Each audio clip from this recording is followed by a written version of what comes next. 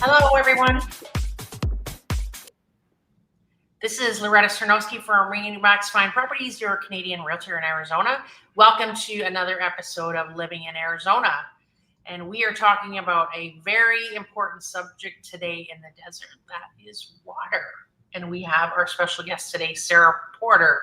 Sarah, can you tell us what your role is, what you do, and we'll get right into the water situation after we find out a bit about you.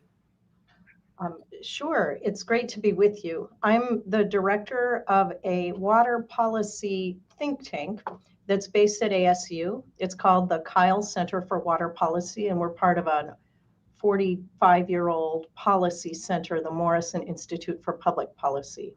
And so my role and my team's role, the way I like to think about it is Arizona has quite a number of water experts.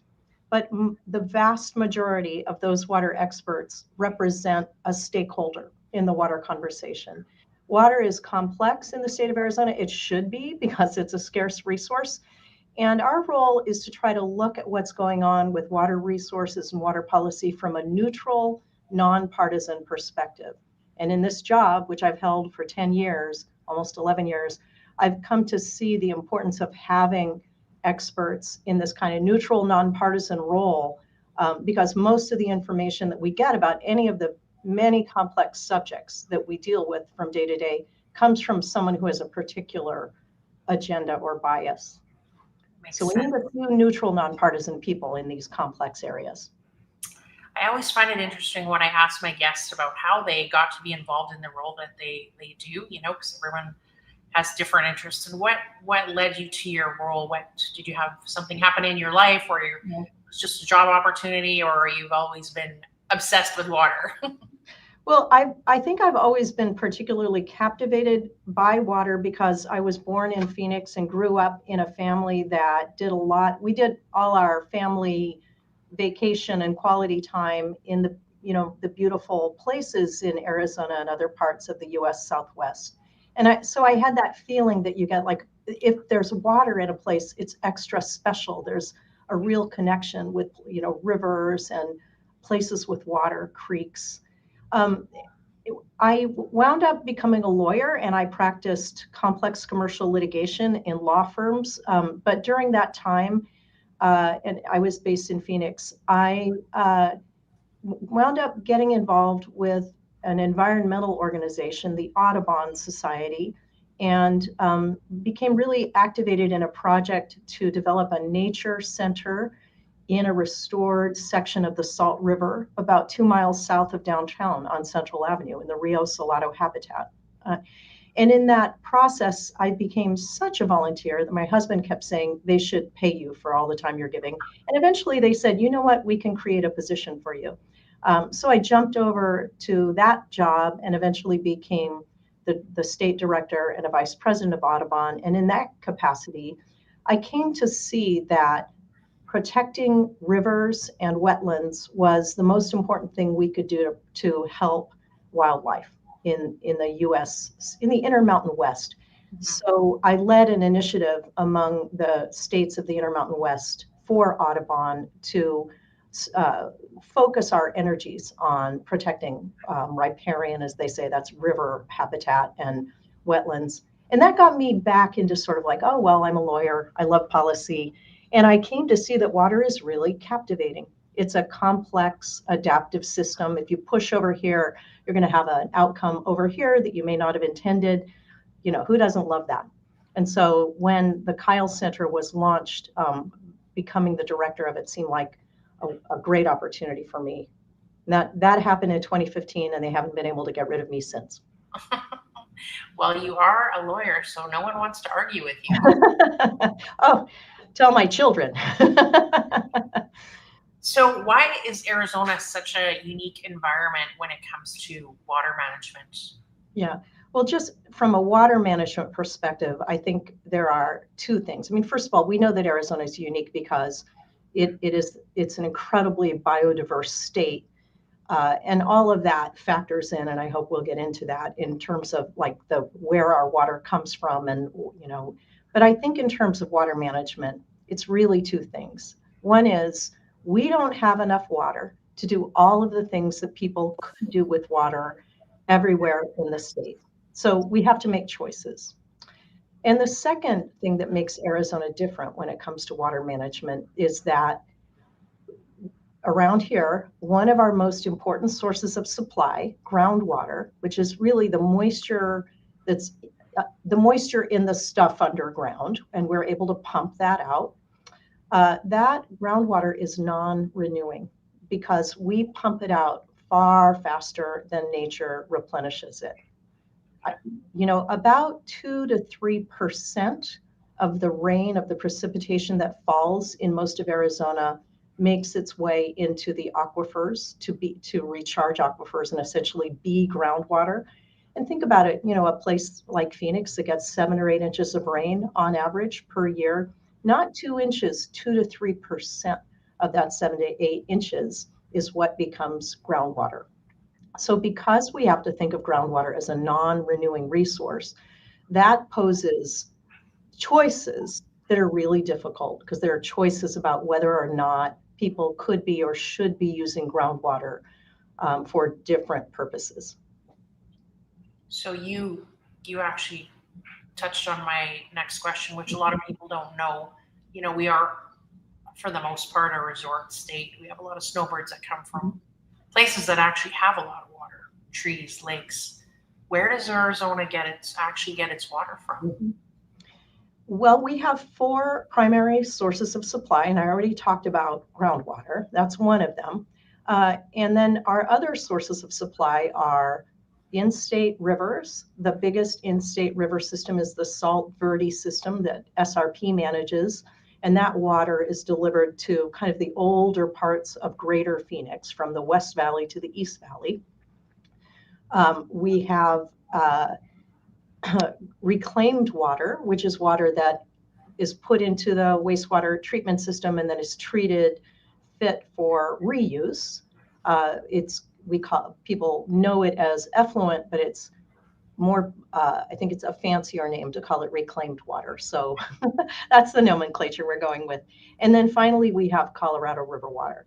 The Colorado River is a very significant river in terms of how many people rely on it. It is relied on by 7 states in the United States and Mexico. Unfortunately, we don't get to control all of the water in the Colorado River. We have to share it with all those other places. And Colorado River water in Arizona is really used in 2 places. Much of it is used along the river, and the river defines most of the western border of the state. And so there are tribes and cities and a lot of agriculture that relies on that water. And then more than half, if there's no shortage of Colorado River, is conveyed in the Central Arizona Project Canal from near Lake Havasu City all the way down, through Phoenix and Pinal County and terminating in Tucson. So the Colorado River, we are very dependent on the Colorado River. Yeah, I think that's fair to quantify. The Colorado River has been something like 35% of the water supply for the state. We have been shifting to lower reliance on the Colorado River in the last few years because this is a very stressed river. We're seeing declining flows. And so it's a smaller percentage today than it was, 10 years ago. In the Phoenix area, Greater Phoenix area, it has been about 30% of the supply. And there are, I think the important point is that the first deliveries were made in 1985. The Central Arizona Project Canal was being built and, was kind of completed through Phoenix and then finally completed in the early 90s down in Tucson. So we're talking about, 40 years of use of Colorado River in the Phoenix to Tucson area. And in that time, when cities that were growing could see that Colorado River supply coming, they did what was considered the responsible thing. They built expensive surface water treatment plants, drinking water treatment plants that were close to the CAP canal so that they could take delivery of CAP water, treat it, and deliver that water out to their, to the communities, and especially to the growth areas that didn't have access to that water from the SRP system. Okay, so you've been in the water world for quite some time, and I'm sure people come to you and ask you questions. What would you say is like one of the biggest misconceptions that people have about Arizona's water supply? I would say the single biggest misconception is that the problems that we're seeing today related to water are the product of growth, of population growth. They are not. As a state, we're using less water now than we were in the 1950s, and yet our population went from being like under 1 million to, from in that time to being, over 7 million now. Our economy has grown over 20 times since that point. So what we've done in that time, the reason population growth is not a driver, we haven't seen demand go up. What we've done is essentially reallocate water from mostly agriculture to other uses through that time. And we've also gotten more efficient. Every single sector has gotten a lot more efficient with water use. Okay. So population growth is not a driver of the challenges. It does make the challenges hurt more. It hurts farmers when they have to have cutbacks because there's not enough water, but it hurts a city more. If you say use less water, it's more people impacted. It's more, industries, a bigger part of the economy that's impacted when you have cuts, but it is not a driver of the problem. In fact, there's a really interesting study from a couple of years ago that looked at the large cities in the Colorado River Basin, and it found that across the board, they're using less water, like roughly, I don't remember precisely, but roughly 20% less water than they were using, I don't know, let's say 20, 25 years ago. And they've all experienced a lot of population growth and a lot of economic growth. So would you attribute that, even though there's a population growth, we're using less water, would you attribute that to just general education to the public about water usage? No, I think education about water usage probably has not had much of an effect. I think it's more about, it's a variety of things. We're just getting more efficient with water, and not because, I'm turning the water off when I brush my teeth, but because, and I do, but we're getting more efficient because you can't buy, the fixtures, for example, that you can buy. If you go to Home Depot to buy a toilet, you can buy a toilet that uses less than 1 gallon per flush. 25, 30 years ago, it would be 5 gallons per flush. What we're doing with our landscaping. I grew up in Phoenix. Everybody had Bermuda grass, a lot of non-native trees, maybe overseeding in the wintertime. And if you were lucky, not my family, a swimming pool. People are embracing the desert more, opting for a different look, using their own properties in a different way. So we're seeing less of that old-timey, import an oasis to your home type of landscaping. And also I'll say cities are a fairly small part of total water demand. Cities and all the businesses and all the homes that cities in Arizona comprise add up to about 20% of the water demand in the state. Agriculture is the biggest source of demand. Agriculture represents 70 to 75% of total water demand. And agriculture has become significantly more efficient, particularly the star of water efficiency for agriculture in the world, hands down, is Yuma, Arizona, where they're using, the state-of-the-art technology to ensure the most precise and efficient use of water possible. And I think probably all of your listeners know that Yuma is the winter vegetable capital of the nation. The lettuce that we all enjoy, the broccoli and cauliflower and other vegetables that we all eat from November to April, probably came from Yuma. Really? I didn't know that. Yeah, it's an amazing, it's really quite an amazing story of how Yuma farmers turned from their old ways of doing things, and they just decided to, become the example for the nation of water efficient farming. and very high value farming. It's good to know.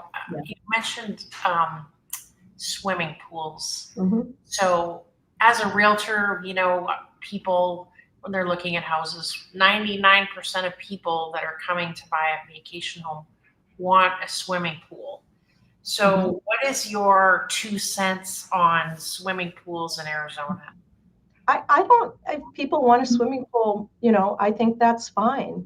I would say that if you're going to have a swimming pool, then try to make it the most water efficient pool you can.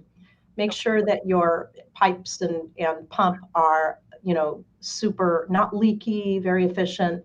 And if you can cover your pool, that's the source of water loss, the evaporation, particularly in the hot weather. And so covering a swimming pool is a great way to prevent evaporation. Right. And it also keeps it cleaner. So, Yeah.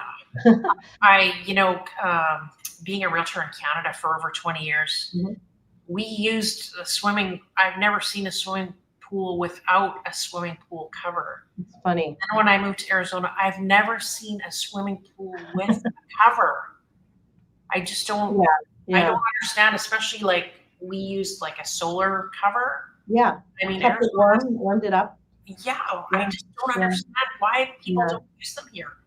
Well, I don't, I read different things about pools and I've had realtors tell me they really don't add the value that people think to a home, so who knows? But I believe that the trend is not to have pools. And so if your work is mostly with people who are coming in from out of state, maybe there's an expectation that people have when they come in from out of state that they have to have that pool. But I think people who've been in Phoenix for a while may, be able to adapt and live without a pool. But again, it's, we have to, the thing about water is they're really like what I think is a good use of water may not be the thing that you think is a good use of water. And so I think we need to approach choices about water more about, that we're going to have diverse uses. But a bad choice about water is to waste it or to be inefficient with it. And so if we're going to have a pool, that's fine. Scale the pool to what you want and do what you can to prevent evaporation and leakage from the pool. Sarah, I might just start buying people pool covers for their house. That'd be great. and then get them to use it. Yeah, absolutely. It's going to be warmer. Yeah. Topic. What about grass? What about grass? Again, it's the same to me as pools. If you are using your grass, have grass. If you are truly using it, I'm not going to say it's bad, but grass that is just water. Yeah. Grass that's decorative is hard to justify, particularly because we are facing challenges on the Colorado River. And so anything that we're doing with water that isn't resulting in a use, a positive use, is hard to justify. I have 2 little grandsons, and we have a little bit of grass we live in an older part of Phoenix, and we've converted most of our yard to desert or low water landscaping, but we retained a little bit of grass when our kids were little, under our play set. And if we need to not have that grass because we get into a really bad situation with water, we know what we're going to convert that. But if we're still able to put water on that grass, the important thing is to make sure that we're not over-watering. And most people are. Otherwise, it's not way over-watering. Don't rely on your landscaper to set your watering because they have a bias for over-watering because they know, you won't notice if it's overwatered, but you'll certainly notice if your trees start dying. So there are really good resources for watering, how much to water. We stayed with, we were over at my daughter's over the weekend, and I sent my husband out to set her, the timers on their box, on their irrigation box, because, we really do have a tendency to overwater. The Maricopa County Cooperative Extension, is one good resource for how much should I be watering. Okay. So the question then for people who have pets or whatever, or your grandkids or whatever, and you want some place for them to play, then is artificial turf, is that environmentally friendly thing to do, or is it not because of the manufacturing? That's really, to me, not a water question, but if you, so it gets complicated. I personally I'm not a fan of artificial turf, and my take on it is that people like it because they don't want to be bothered with yard work. Right.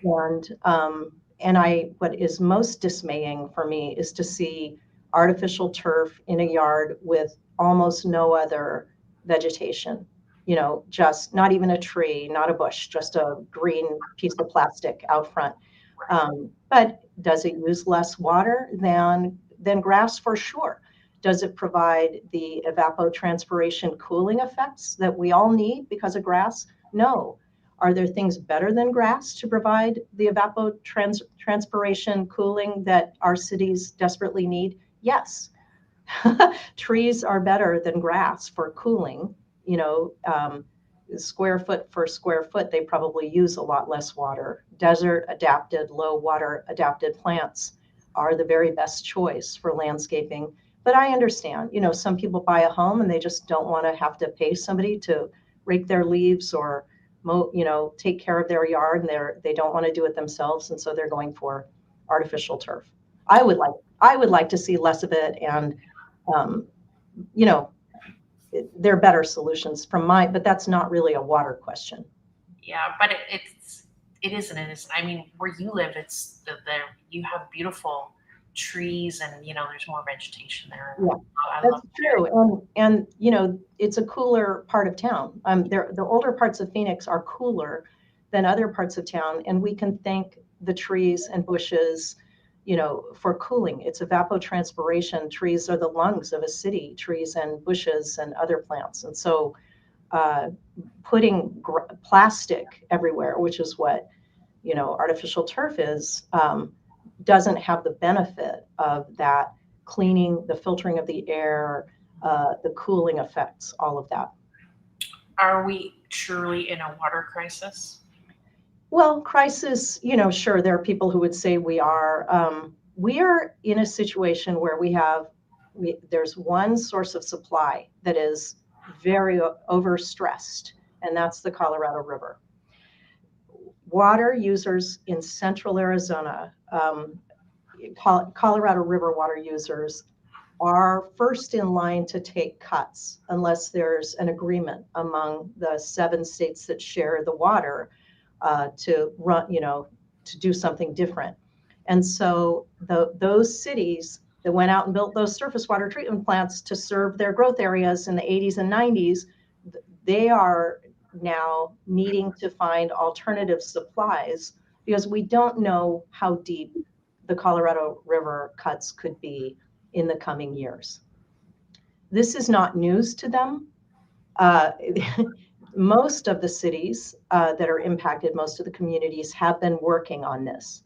And one of the things they've done is store all the water they could in the ground for just such a day, just such a time as a big issue with one of the other sources of supply. So they have stored extra Colorado River water. They've stored effluent, reclaimed water. They've really built up their bank accounts of stored water to be able to deliver it. They're also making investments in new water supplies that will help over the long term. Most of those new water supplies won't come online for a number of years because, a big infrastructure project is always going to take, 10 years if you're lucky, probably more. A lot of people talk about the semiconductor plant and say it shouldn't be here because it's using too much water. What's your comment on that? Well, I understand that, but when we think about water, we need to think about consumptive use, not total use. Not, if you let a hydroelectric plant, a hydroelectric power production, that runs water through penstocks that generate electricity, but the water stays in the river. So the consumptive use of hydroelectricity is different than the actual withdrawal, right? There's a whole other story about holding water in a reservoir and how much of it evaporates off, but that's consumptive versus just withdrawing and putting it back. In the case of Taiwan Semiconductor, the consumptive use is a lot lower than people think. A lot of water is brought in, but the water is used to wash chips off mostly, and that water can be treated and reused. In fact, TSMC is putting hundreds of millions of dollars into a wastewater treatment on-site plant that will allow them to get to 90% efficiency in terms of their reuse. So it will be the state-of-the-art, world-class level of water efficiency for semiconductor manufacturing. That is in contrast with other industries that people, for some reason, never think about, that have very high consumptive use of water. The biggest one being any kind of agriculture, the stuff you love at the farmer's market, the alfalfa that feeds the cows in our dairy, all of that water, there's a much higher consumptive use of water. And in the big picture, even though I love farming, I love dairy, I love, fruits and vegetables, but in the big picture, the contribution to the economy of the state is pretty minuscule from agriculture in comparison with the jobs and the revenues, the taxes, that kind of contribution that a semiconductor manufacturing plant provides. So to me, there's no good or bad water use, but if we're going to talk about TSMC or any semiconductor plant and its water use, then let's look at other water uses. Golf. As much water is used to water golf courses in Arizona than is used to generate electricity. That's quite something. Most of us might be able to live without golf. Few of us could live without electricity. It's not very much, by the way. It's like 3% of total demand. But, if we're going to point a finger at, semiconductor chips, I think we should look at these other uses. Sure. The amount of water that's going to semiconductor plants is very small in comparison with the amount of water, for example, that's going for golf. And I've got nothing against golf. Yeah. Just saying, there's no one industry that is like singularly. I would say they've definitely been getting a bad rap about that water. It hasn't been clarified, so I'm glad you did that. Yeah, so I think we should send the cows to Wisconsin. Well, or import our alfalfa from places that have enough water to grow it. Like, honestly, Yuma would be a good place, or any place that has a renewable supply of water. The worrisome thing about agriculture in the central part, when I say central Arizona, I'm really thinking Phoenix to Tucson. And there's a lot of agriculture in Maricopa County and a lot of agriculture in Pinal County, the county just south of us before Tucson. Tucson's in Pima County. Almost all of that agriculture is using groundwater, not Colorado River water, not other water. And a little bit, there's a little using effluent, there's a little using Colorado River water, but most of it is using groundwater, and it is depleting aquifers. That is basically, growing. The most of what's being grown is alfalfa or forage. It might be it's crops to feed cows and other animals, or cotton. And so it can that be grown elsewhere? Yeah, it can. I don't blame the fact of the alfalfa for being there, or the farming. The farming was here first, and I respect that a lot. But can we have policies that help encourage the conversion of those agricultural lands to lower water use? Yeah, we can, and we really need to do that. What about this rumor about the water collaboration between the state of Sonora, Mexico, and Arizona? Yeah, people are really interested in the idea of, a lot of people are really captivated by ocean desalination. The oceans are so vast, and, taking a little bit of that water out and treating it to be, drinking water by removing the salts is very appealing, and it's a proven technology. It's done all over the world, particularly in the Middle East. It's done in Australia. They There's even a big plant in San Diego. So the idea of a collaboration with Sonora, Mexico is that people, let's say in the Phoenix area, cities that need to find new supplies would pay for a desal plant in Mexico, and the water from that plant would be used in Mexico. And in exchange, the people in Arizona who paid would take some of Mexico's Colorado River water. So it's that build it and do an exchange concept. There's another concept, which is pipe it all the way up to the CAP and dump it in the CAP. That water, that concept would result in a much, much higher price for the water. It's very expensive. Water's super heavy. So as we all know, if you had to like carry some gallon jugs, so piping water uphill would be super, super energy costly, and that means money costly. I don't say that ocean desal will never happen, but I would say that it is not the first thing that cities in Arizona can do to find new water supplies. The city of Phoenix is investing, and other cities are doing this too, but they're looking at taking reclaimed water, Class A effluent, if you will, and treating it all the way up to drinking water quality. And that kind of upcycling of reclaimed water will mean that Phoenix is way less dependent on Colorado River water. So that's an example that a lot of cities are turning to now. There are other opportunities for water supply that are out there. There are some Colorado River water users with high priority, the highest priority user being the Colorado River Indian tribes right on the river, right on the main stem of the Colorado, who have some water that they could, as we say, lease. They would sign deals to send that water down the CAP canal to cities or industries that lease some of that water. So those are some things that could happen. We wouldn't need to build other infrastructure, for reclaiming water and treating it all the way to potable. We have to build a lot of expensive infrastructure, but those are easier than ocean desal and a binational agreement and all of the complications.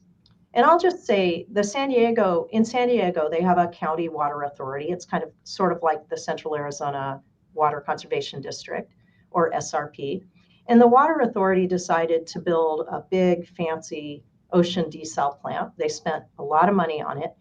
And now they're finding that they have too much water, and that desalinated ocean water is incredibly expensive. It's orders of magnitude more expensive than all the other supplies. And so for a couple of years, they have been looking for ways of selling that extra or their extra water to help pay for their extremely expensive ocean desal water. So, we don't want to build desal until we've exhausted, like shaken out all the less expensive options. Yeah, of course. This was so informative. Thank you so much. What's the one thing before we wrap up that you want the Arizona residents to understand about water? Yeah. Well, I'll try to say this as one long sentence, but essentially, we are so fortunate. Phoenix, especially Phoenix and Tucson, we were built for drought. We are the big, Phoenix is the biggest desert city in North America. We know what we're doing, not we, but we are lucky in our cities that we have water professionals who are creative and smart and collaborative so that they can find solutions to the challenge that we face. So we are going to have challenges periodically, and we have a track record of weathering those challenges, of getting through them. So don't panic. Open your mind to paying more for water, because we need to pay more so that we can make the investments that we need to do to stay, water resilient. And that means, like, if you can bring yourself to it, and, if you support a water rate increase, by all means, tell your council member or tell the corporation commission if you have a private water company, because the people who have to make these tough decisions rarely hear from constituents that they support a rate increase. But we do need to make these big investments. And then finally, if you want to do something yourself to help, look at your outside water use. All of the water that you're using inside, if you are on a sewer system, in any, good sized city, like even some small cities, all of the water that goes into the wastewater treatment system is already being reclaimed and reused. So if you're on a septic, it's not the same thing, but the biggest thing you can do is, and the vast majority of us are on such a system, the biggest thing you can do is reduce the water that you're using outdoors. So if you want to help, first thing is to look at what is happening with water outside and see if you can reduce that water use. Cover your pool and plant trees. Yep. If you want to retire your grass, go for it. A lot of cities are giving rebates for it. Trees are still really good. They cool our houses. They cool our neighborhoods. I'm a big advocate for trees. Is there a resource for like the rebates, some that you listed? There is the best place to go is to your own water provider and see what's available. But there's a consortium of water providers that have a website called Water Use It Wisely. And I think that's a good place to go to find out about what's out there for rebates. But these programs are different city by city. So the best thing is go and see what your city offers. And cities are offering rebates for all kinds of stuff, not just, changing your landscape, but more efficient appliances, more efficient fixtures, all kinds of stuff. So it's worth looking and seeing what's there and taking an auditing your own water use and seeing what you can do to make a difference. That's great. Thank you so much, Sarah. This was absolutely wonderful. Have a great rest of your day. And for those listening, I'm going to post that website that you talked about, the Water Use It Wisely, for everyone's resource. Cover your pool, everyone. It's been wonderful to talk with you. I appreciate it. Have a great rest of your day. Thank you. Bye-bye. Bye.